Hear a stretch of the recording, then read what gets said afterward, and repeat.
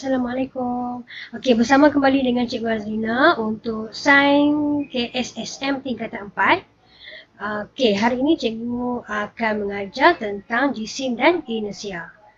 Okey, sebelum tu Cikgu nak minta kerjasama kamu untuk like, subscribe dan share video Cikgu ni. Okey, untuk dimanfaatkan bersama. Okey, baik. Jom kita tengok kita punya objektif pembelajaran.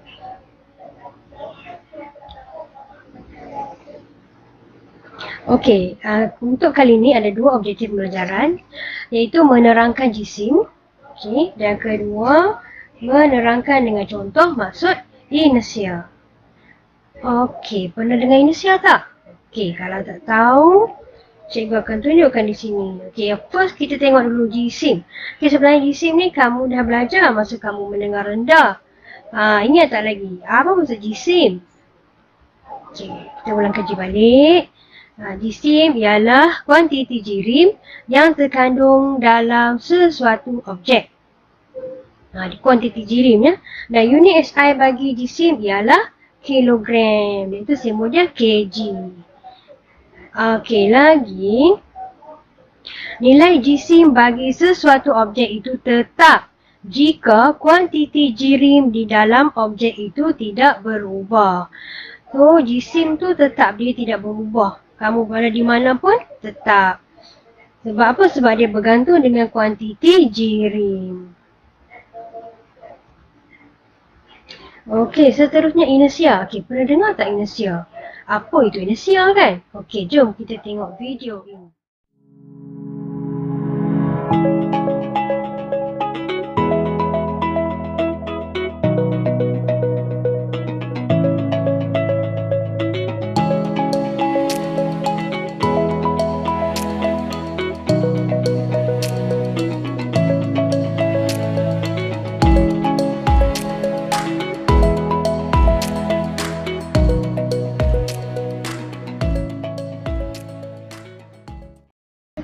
Okey, baik, kita perhatikan video ini.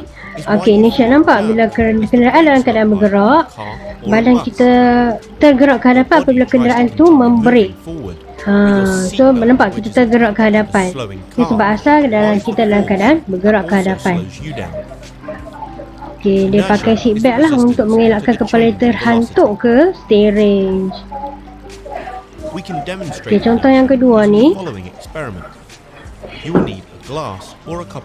Okey, dia isi air dalam gelas.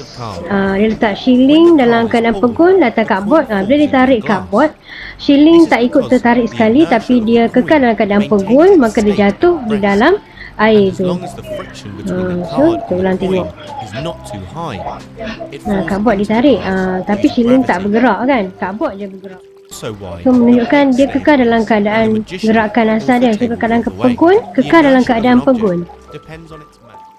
Inersia ialah sifat semula jadi sesuatu objek yang cenderung menentang sebarang perubahan keadaan asal.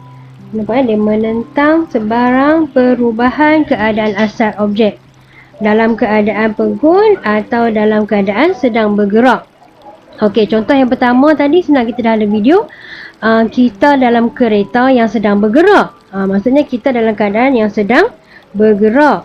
Kemudian kereta itu berhenti. Tapi sifat inersia dikata menentang sebarang perubahan keadaan asal.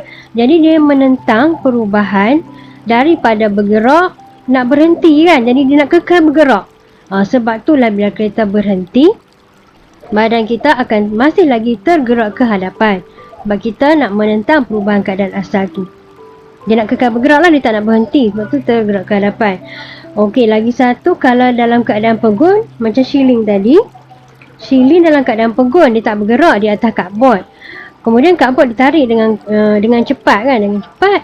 Maksudnya cupboard bergerak tetapi shilling kekal dalam keadaan pegun, maka shilling jatuh ke bawah. Okey. Okey, inersia ni sebenarnya bukan kuantiti fizik. Maka dia tidak boleh diukur. Dia tiada nilai dan tiada unit. Contoh macam tadi kita tengok jisim kan. Jisim adalah kuantiti fizik, boleh diukur. Kita boleh ukur jisim. Dia ada unit dia. Contohnya unit dia apa? kg. Inersia tidak ya. Okey, berkaitan dengan hukum gerakan Newton pertama, inersia sejajar dengan hukum gerakan Newton pertama oleh Sir Isaac Newton. Okey. Hukum gerakan Newton pertama menyatakan bahawa sesuatu objek akan kekal dalam keadaan asalnya, iaitu sama ada pegun, ni pegun, atau sedang bergerak dengan laju malar dalam satu garis lurus jika tiada daya luar yang bertindak terhadapnya. Kita kena ingat ni ya, iaitu dipanggil hukum gerakan Newton pertama. Boleh ulang balik suatu objek akan kekal dalam keadaan asal sama ada pegun macam shilling tadi, atau dalam keadaan sedang bergerak macam orang dalam kereta tadi pada laju malar. Jika tiada luar yang bertindak terhadapnya, so dia akan kekal dalam keadaan gerakan dia yang asal. Inersia dalam kehidupan harian. Jom kita perhatikan pula video kita yang kedua. Troli yang kosong dengan troli yang dipenuhi dengan barang.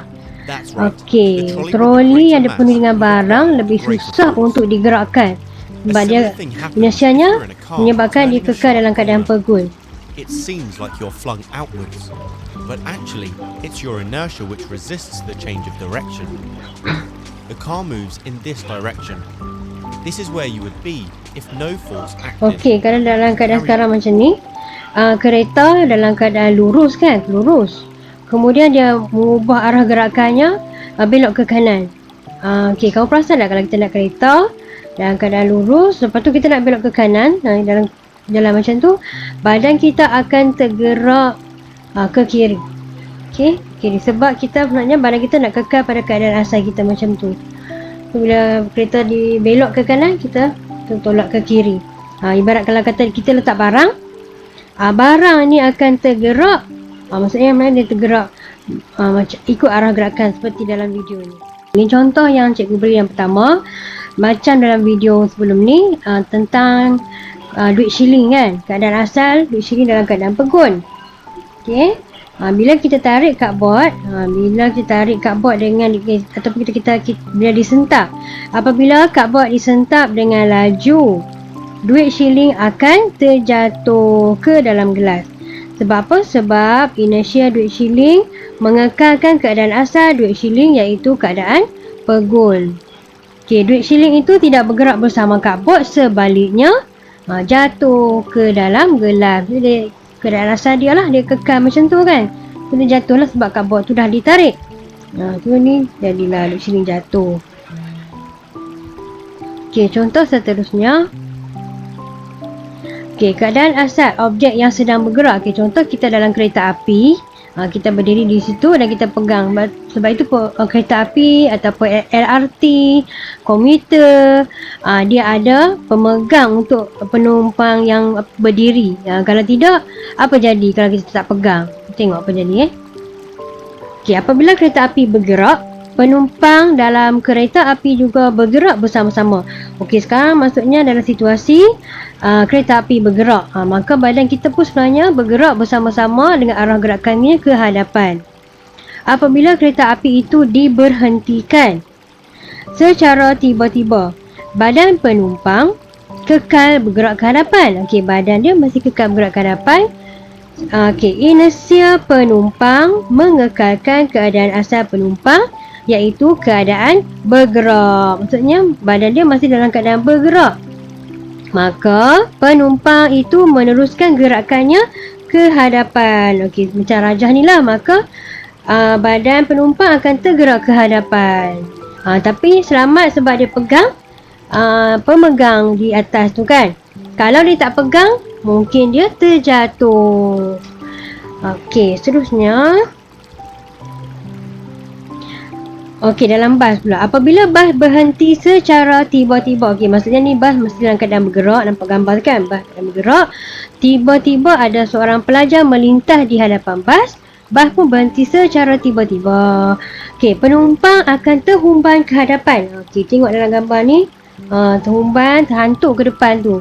Kerana inersia para penumpang mengekalkan pergerakan mereka, iaitu bergerak ke hadapan.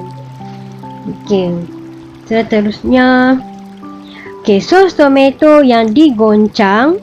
Macam dalam botol tu kan tunjuk kan, kita nak tuang sos, kita akan goncangkan macam tu kan. Dia kata sos ni akan keluar daripada botol apabila pergerakan botol terhenti secara tiba-tiba. Contoh kita buat macam tu, kita nak tuang sos, lepas tu kita pun berhenti. Tapi sos tomato tu masih lagi bergerak. So dia akan turun lah, dia akan turun masuk dalam mangkuk ni. Inersia sos tomato mengekalkan pergerakan asal sos tomato, iaitu bergerak ke hadapan.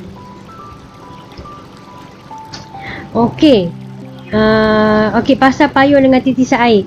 Titisan air terpercik daripada payung apabila payung diputarkan dengan cepat. Kerana inersia titisan air mengekalkan pergerakan garis lurus selepas payung berhenti berputar. Contoh seterusnya ni kapal minyak.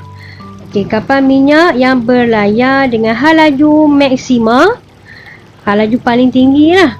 Jarak minimum kapal berhenti daripada maksudnya jarak minimum kapal berhenti adalah lebih daripada 10 km dengan enjinnya dimatikan. Ini kerana inersia kapal ini adalah besar.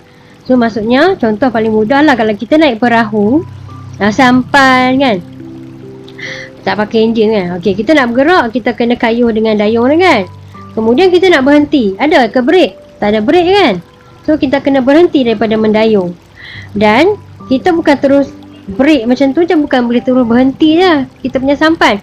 Sebenarnya sampan kita akan tergerak ke hadapan. Sebab apa? Sebab ada inersia. Jadi sama konsep macam kapal ini. Kapal ini dia perlu menghentikan enjinnya, dan bila lepas berhenti, enjin tu akan lajak sampai 10 km jauh ke hadapan, baru dia akan berhenti. Seterusnya. Pelantar gerudi minyak menggunakan inersianya yang besar untuk mengekalkan kedudukannya di laut. Dia dalam keadaan pegun. Tapi air laut tu bergerak kan, tapi dia ada inersia yang mengekalkan dia dalam keadaan pegun.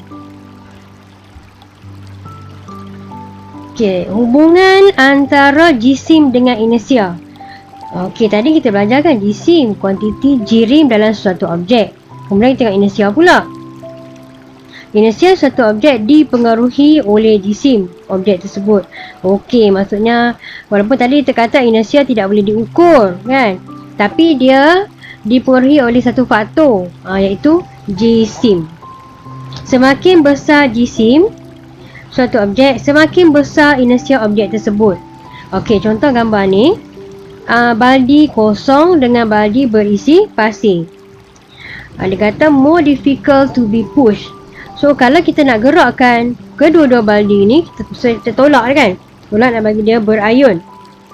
Lebih susah untuk menolak baldi berisi pasir daripada baldi yang kosong.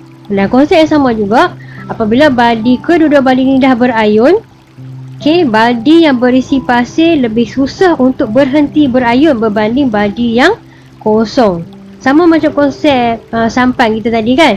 Kita naik sampan, sampan bergerak. Kita nak berhentikan sampan, dia susah untuk berhenti. Sebab dia ada inersia. Cuma beza lambat atau cepat ni jisim, faktor jisim. Kalau dia semakin berat, semakin tinggi jisimnya, maka inersia juga semakin tinggi. Ibarat kata baldi ni semakin sukar baldi untuk berhenti berayun apabila jisim dia bertambah. Seterusnya contoh troli seperti dalam video tadi ada juga kan. Penerangannya di sini, jisim troli yang kosong, ni yang kosong adalah lebih kecil. Troli kosong jisimnya lebih kecil, inersia dia juga lebih kecil. Troli mudah digerakkan dari keadaan asal. So senang kita nak tolak troli. Okey, sekarang ni troli dipenuhi dengan barang-barang, maka jisimnya besar. Maka inersia dia adalah besar. Jadi troli lebih susah digerakkan dari keadaan asal. Okey, dapat lah. Okey, itu saja untuk kali ni. So senang je kan untuk objektif kita kali ni tentang kamu kena pasti apa itu jisim, apa itu inersia dan contoh-contoh inersia dalam kehidupan harian. Okey, untuk next video cikgu akan terangkan pula tentang eksperimen, iaitu nak mengkaji hubungan antara jisim dan inersia. Tadi dah sebut kan, inersia dipengaruhi oleh jisim. Jadi kita tengok macam mana jisim tu mempengaruhi inersia tu. Okey, so nanti ikuti video cikgu yang seterusnya.